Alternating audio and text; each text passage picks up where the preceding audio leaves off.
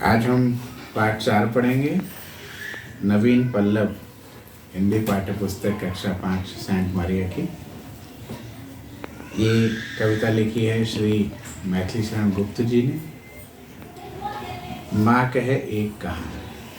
पाठ से पहले बताना चाहेंगे कि इस कविता में बालक राहुल अपनी माँ यशोधरा, राहुल गौतम बुद्ध जी का पुत्र था, अपनी माँ यशोधरा से एक कहानी सुनाने की जिद करता है।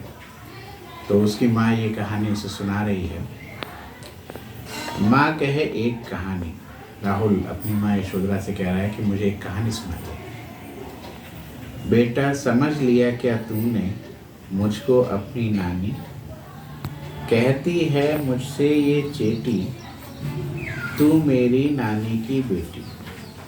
चेटी होता है दासी, कि दासी मुझसे ये कहती है कि माँ तुम जो हो मेरी नानी की बेटी हो। कह माँ कह लेटी ही लेटी, राजा था या रानी, माँ कहे एक कहानी। तू है हठी मानधन मेरे, हठी माने जिद्दी, सुन उपवन में बड़े सवेरे, सुबह सुबह बगीचे में तात भ्रमण करते थे तेरे। तात माने पिताजी, राहुल के पिताजी यानी सिद्धार्थ गौतम बुद्ध। जहाँ सुरभि मनमानी, सुरभि माने ठंडी ठंडी मीठी मीठी हवा। हाँ, जहाँ सुरभि मनमानी, हाँ माँ यही कहानी सुनाओ मम्मी, जो पिताजी वाली है।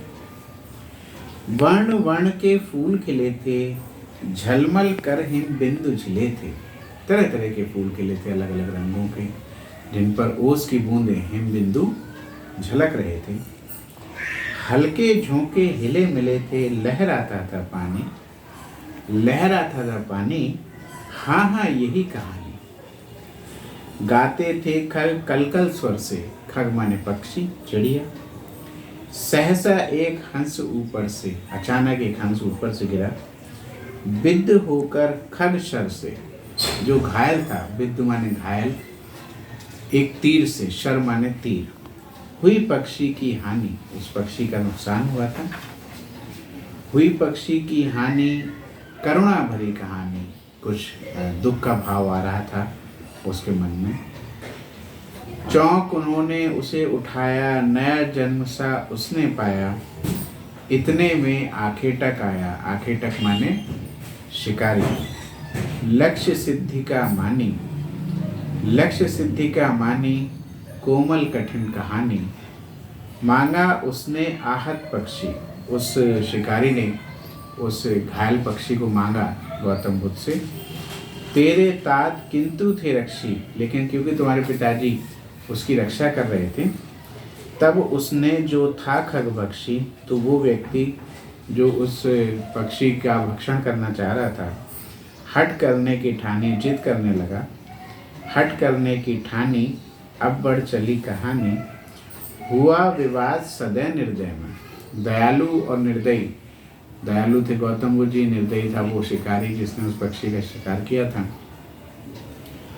उभय आग्रही थे स्व विषय में, और उभय आग्रही का मतलब है दोनों ही अपने अपने विषय में बहुत ज़्यादा निवेदन करने वाले थे। वो कह रहे थे मैं पक्षी लूँगा, गौतम बुद्ध जी कह रहे थे मैं पक्षी नहीं दूंगा। गई बात तब न्यायालय में, सुनी सभी ने जानी, तब ये फैसला अदालत में पहुंच गया। सुनी सभी ने जानी, व्यापक हुई कहानी। राहुल तो निर्णय कर इसका, न्याय पक्ष लेता है किसका। अब मम्मी पूछ रही है अपने बेटे से, जिसे वो कहानी सुना रही हैं, कि राहुल अब तुम बताओ कि तुम किसका पक्ष लोगे। कह दे निर्भय जय हो जिसका, सुन लूँ तेरी बानी। अब जो तुम भी निर्णय करोगे मैं वो सुनना चाहूँगी। तो बच्चा कह रहा है माँ मेरी क्या बानी है, माँ मैं क्या कहूँ, मैं तो कहानी सुन रहा हूँ, मैं सुन रहा कहानी। कोई निरपराध को मारे, कोई भी व्यक्ति जब किसी निर्दोष व्यक्ति को मारता है तो क्यों अन्य उसे ना उबारे। तो अगर कोई दूसरे व्यक्ति उसकी रक्षा कर रहा है, उसका उद्धार कर रहा है, तो बड़ा अच्छी बात है। रक्षक पर भक्षक को वारे, न्याय दया का दानी, न्याय दया का दानी, तूने गुनी कहानी। तो राहुल कह रहा है कि जो व्यक्ति रक्षा कर रहा है, न्याय उसी के साथ होना चाहिए। वो पक्षी उसी व्यक्ति को मिलना चाहिए जिसने उस घायल पक्षी की सेवा करी है, जिसने उस घायल पक्षी को बचाया है। न्याय दया का दानी, तूने गुनी कहानी। महर्षि शरण गुप्त जी की ये कविता यहीं पर समाप्त होती है। जीव जंतुओं से हमेशा हमें स्नेह करना चाहिए, उन पर दया करनी चाहिए, कभी उनको हानि नहीं पहुंचानी चाहिए, उनका शिकार नहीं करना चाहिए। इस कहानी से, इस कविता से हमें यही शिक्षा मिलती है। धन्यवाद।